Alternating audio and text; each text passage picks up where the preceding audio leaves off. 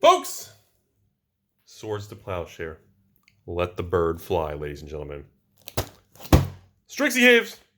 I think I've only got one or two boxes left to open on this little guy. I want to have, I kind of mostly want to have a conversation today regarding the actual card prices in the market right now and kind of how everyone's viewing Strixhaven. I think that's kind of probably going to be the more, how do I say, important conversation piece. So, today's video brought to me by my patron, Christopher F. And it's always weird how they stand these things up. Don't you guys always think that's kind of a weird thing? I always found the whole, let's stand them up. It's like they've never, in the history of booster packs, does anyone ever, like what? Why are the packs, it always seems so strange to me, you know? Anyways, so folks, today, talking about some Strixhaven action. Strixhaven is technically still in allocation period. Let's get that right out of the way, right at the beginning of this video. So be aware the draft box prices and also the single card prices are going to be inflated. They are still there. It hasn't been that long. I know time flies. Nice little exponential growth. That's what my woman says. Swords to plow for a nice little mystical archive worth a ton of money. Actually, I think the swords actually has a little bit of value. Not gonna bash on all of them, folks. They do look pretty sweet. I just wish they had some real collectability to them. So anyways, just be aware. There's a lot of people talking about speculating on these. I get a lot of messages. A lot of people interested still in Strixhaven. They love the product. The power level's nutsos. And people are into it. Defiant Strike, there's a nice 3 cents. And nothing, a foil common. But I just want people to understand, no matter how excited you are on the product, remember, the product, the main draft product, just like Rudy the Owl here, is still on bottleneck. And not much has changed yet, folks. We got a nice little Dean of Radiance there, and Double Mastery, and Gift of Estates. There's a beautiful, that is gorgeous. Dude, look at her with the, oh my god, that's a beautiful card. And foily common. So I just, people are getting too antsy, and I think we've been through this so many times, so many people lose sight that you must be patient. It takes time for prices in the market to discover the true value of many of these cards.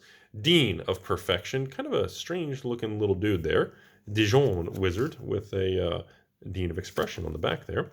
The old Cody there. Thrill of Worthlessness. And I thought we had a foil rare land there. Beautiful looking campus there. So just, I think people are just so excited. And they want to be a part of the ecosystem and speculate. And I get that. It's fun. I'm not going to bust your chops on it. There's nothing wrong with that. But just remember, when you're spending your hard-earned money, you got to make sure you fully understand it. Divine Gambit, worth about 3 pennies. And a Snow Day. Wow, we are not doing well. I'm sorry, Christopher. This box opening, dude, this is just Pound Town Central here. Oh, I love the art cards, though. Beautiful looking things. Oh my goodness, where's the financial value on this $100 box, man? Alchemist. And a beautiful looking Opt, not worth anything. And a Humiliate? Or, yeah, Humiliate. I'll say Humiliate? Goodness gracious. I know, we're still a little early in the video, but, brutal, man. Anyways, creepy looking art there. But yeah, as far as, I can't believe how high the set, Body of Research. Mythic number 1, very, very nice. Creepy Claiming Firstborn. Oh, we finally have a foil. Well, Agonizing Remorse, still not worth anything. Just understand, I mean, the set, okay. See, I think it's confusing people because people are going, Rudy, I get these messages, oh, Rudy, have you seen the price of the draft boxes? They're like $120. My local store is doing the full MSRP of like $140 for draft plus tax. I was like, okay, 3 pennies. Just be aware. Oh, our first card of the list, a flippin' uncommon, Shadows of Brandon nothing. So I think people get a little skewed when they see the price of the collector boxes holding pretty strong numbers, and they see the price of draft boxes not coming down.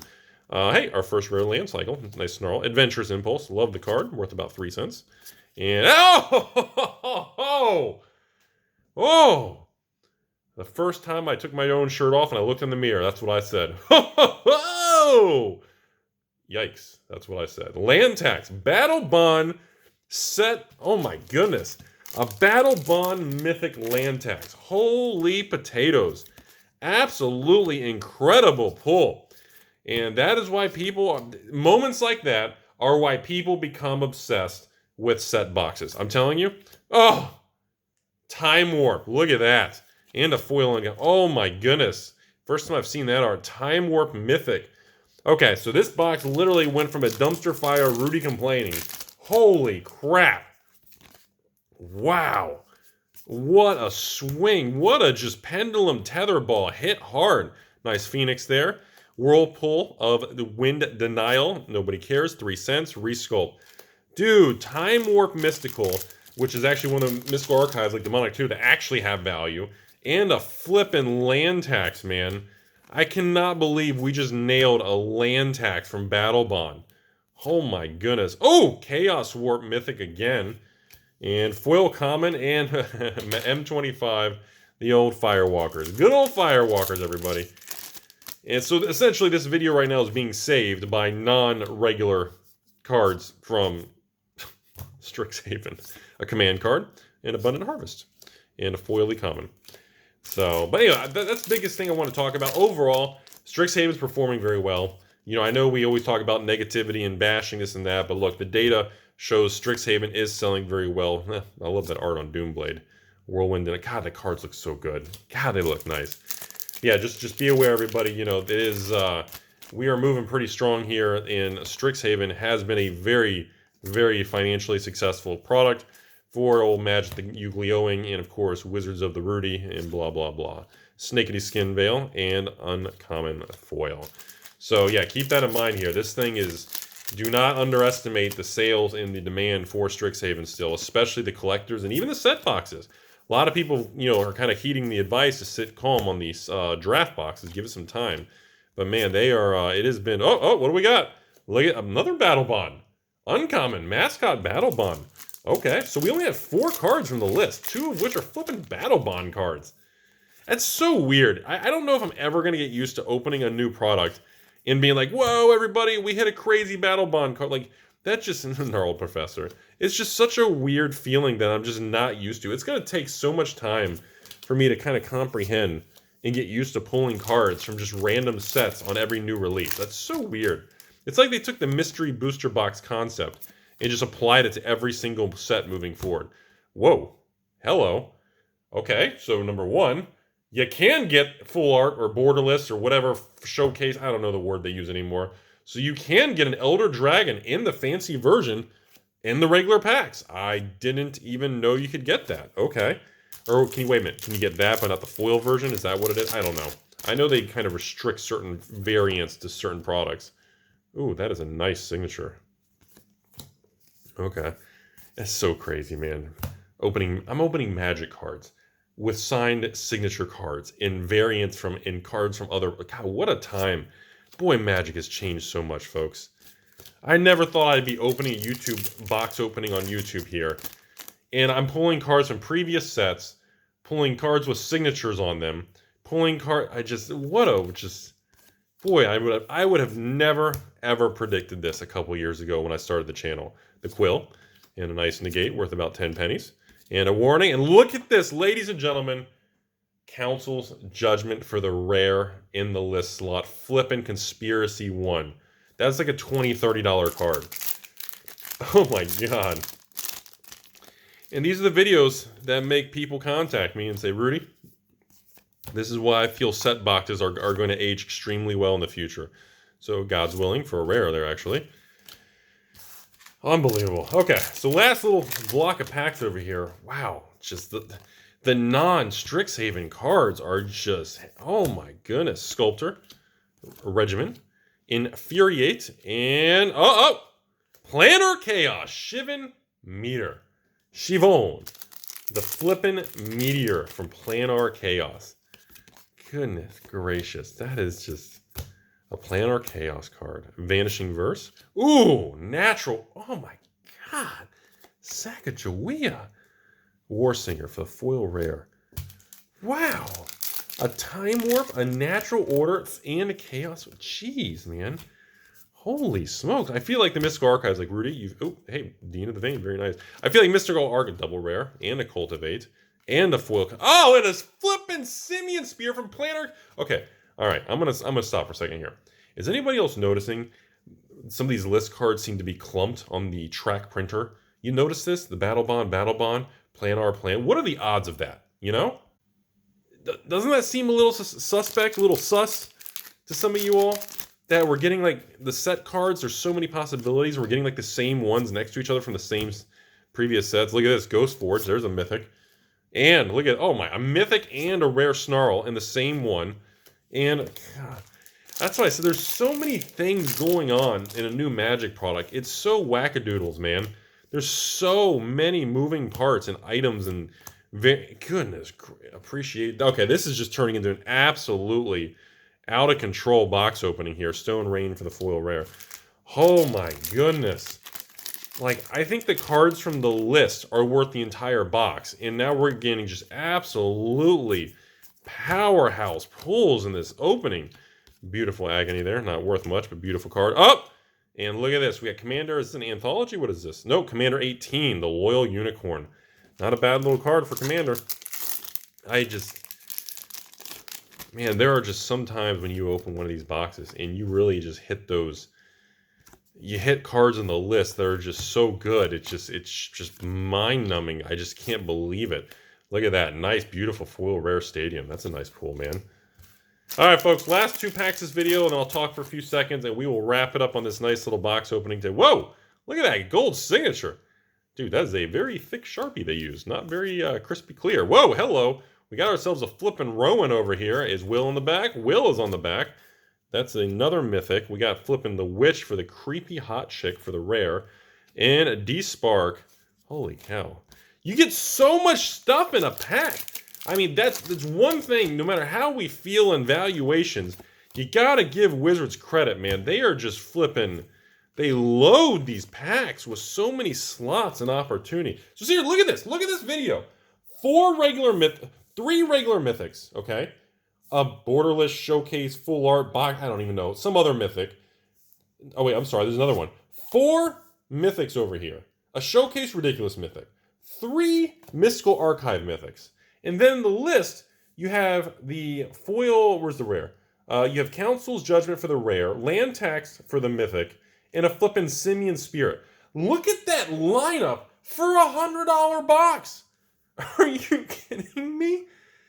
Like, that's not even, I'm not even talking about, okay, how many rares do we even get in the regulars pile over here? Just in the regular pile. 1, 2, 3, 4, 5, 6, 7, 8, 9, 10, 11, 12, 13, 14, 15, 16, 17, 18, 19, 20, 21, 22, 23, 24, 7, 28, 25, 33. 32 regular rares in that slot. And I know, these aren't really worth much.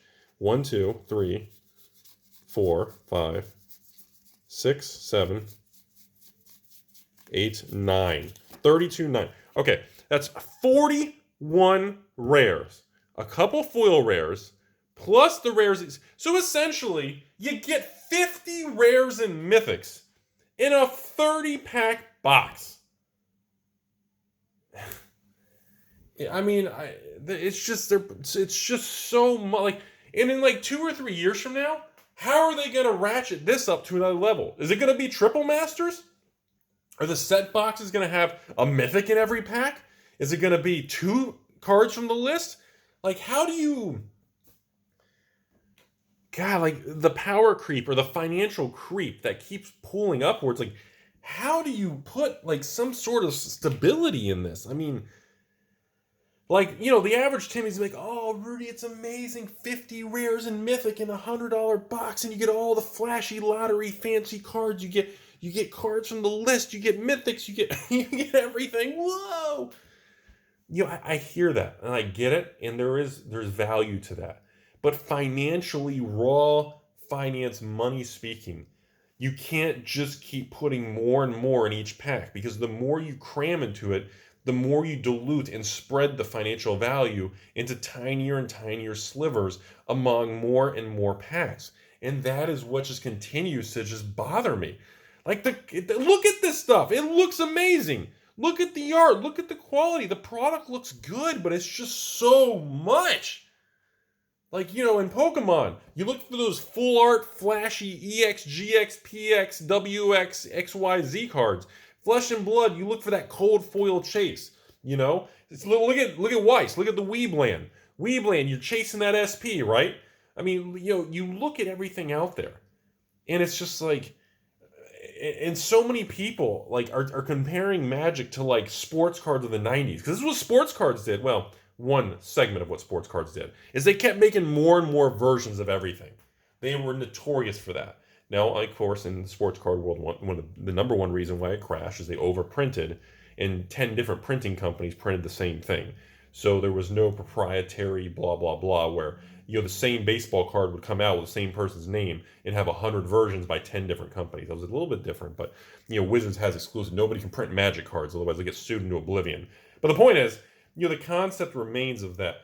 I like seeing all this, but there's a point where we gotta pull it back in, folks. We gotta throttle back. We gotta stabilize. We gotta add consumer confidence. We gotta add credibility and stabilization to how much we're packing into it. Are we gonna have booster packs soon, where every pack has 3 mythics and 3 rares and 3 foils and 40 card packs and kind of like a jumpstart thick pack? And where do we draw the line? Do we have a list slot? Do we have a slot for this? It's becoming so much. It's just, where do, I can't, what's going to happen in 2 more years? Quadruple Cinco Masters? What are we going to have? Siete, they have 7 of everything? Are we going to have Ocho Masters where there's 8 rares in every pack? What are we going to do? That's the thing that I don't know how far this train can go. And the back of my mind, it always makes me a little nervous. And maybe I'm overdoing it. I'm overanalyzing it in the game. And again, look, Wizards is going to turn around and say, hey, Rudy, our numbers are record high. We don't have events. We don't care about events. We don't care about pro stuff. The numbers are record high. That's all that matters. So you're wrong. The data speaks. And I can't argue against that. When the data shows that it's record profit and they're doing this and they're making record profits, you got no leverage. It's not like the Ixalan, Alma, and Ken Hour of Devastation Iconic Masters era of 2017, 2018, where everything went to hell. And when it's tanking, it's very easy where everyone comes together and says, dude, this is terrible. Magic, what are you doing? But when the data shows this, nothing we can do, folks.